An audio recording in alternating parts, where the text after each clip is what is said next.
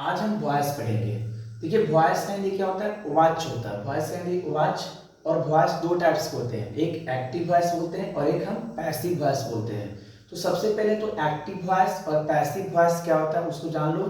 जैसे मान लो कि एक्टिव वॉइस में टेंस आता है और अगर हम उस टेंस को ना वॉइस में चेंज कर दे तो वो हमारा पैसिव है। जैसे मान लो राम आम खाता है तो एक एक्टिव वॉइस है और उसी को हम बोल सकते हैं आम राम के द्वारा खाया जाता है, तो वो आपका हो जाएगा पैसिव वॉइस। क्लियर। लेकिन अभी हमें समझना है कि जो वॉइस होती है उस किस वर्ब का बनाया जाता है। ऐसे वर्ब कई प्रकार के होते हैं, अगर ग्रामर पढ़ोगे तो और आप समझ जाओगे, लेकिन मैं बता रहा हूँ आपको बच्चे की ट्रांजिटिव वर्ब का वॉइस बनता है। What is transitive verb? तो those verb which require an object. जैसे ट्रांजिटिव वर्ब किसको बोलते हैं? जिसको ऑब्जेक्ट का रिक्वायरमेंट होता है। मान लो कि अगर मैं लूं एक एग्जांपल, जैसे आई ईट लिया तो इसका हिंदी हुआ कि मैं खाता हूं। आई ईट मैं खाता हूं, लेकिन यहाँ पे क्वेश्चन एराइज हो रहा है, यानी ऑब्जेक्ट रिक्वायरमेंट हो रही है, आप क्या खाते हैं, ठीक ना। तो जो ईट है आपका ट्रांजिटिव वर्ब है। तो इतना आपने जाना और हम डिटेल में इसको बता देंगे।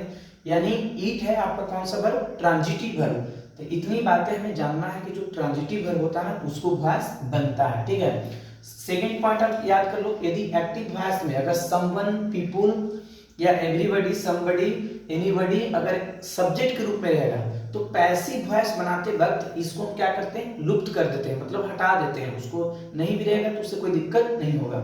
अब यहाँ पे थोड़ा समझना आपको, एक्टिव वॉइस फिर पैसिव। तो एक्टिव में आई का मी, बी का अस, दे का देम, यू का यू, सी का हर, ही का हिम, ईट का ईट। ये वाला पॉइंट आपको क्या करना है, याद कर लेना है। जैसे मान लो मैंने प्रेजेंट इंडेफिनिट टेंस का एक स्ट्रक्चर दिया, तो उसका क्या होता है, सब्जेक्ट प्लस V1 या V5 प्लस ऑब्जेक्ट। ये हमारा कौन सा टेंस है, प्रेजेंट इंडेफिनिट टेंस।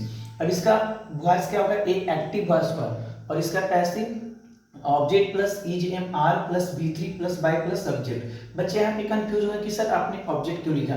जैसे यहाँ पे आप सब्जेक्ट भी लिख सकते हैं, लेकिन मैंने पैसिव वॉइस बना रहा तो पैसिव वॉइस ऑब्जेक्ट एक किसका होगा, यानी एक्टिव का जो ऑब्जेक्ट होगा वही आपका सब्जेक्ट के रूप में हो जाएगा। तो object plus EGMR plus V3 by plus subject में। जैसे मैंने एग्जांपल लिया कि आई ईट ए मैंगो, तो आई यानी सब्जेक्ट है आपका, ईट आपका V1 है और उसके बाद ए आपका ऑब्जेक्ट है। तो ए कौन सा टेंस, प्रेजेंट इंडेफिनिट टेंस। उसके बाद स्ट्रक्चर ए आपको याद कर लेनी है। तो यहाँ पे ऑब्जेक्ट देखो ए मैंगो, तो ए मैंगो आपका ऑब्जेक्ट हो गया, ए मैंगो। उसके बाद क्या लगाएंगे, ईज। अब ईट का V3 ईटन, उसके बाद आपको लगाना क्या, बाय, तो बाय हो गया और आई के क्या हो गया, मी।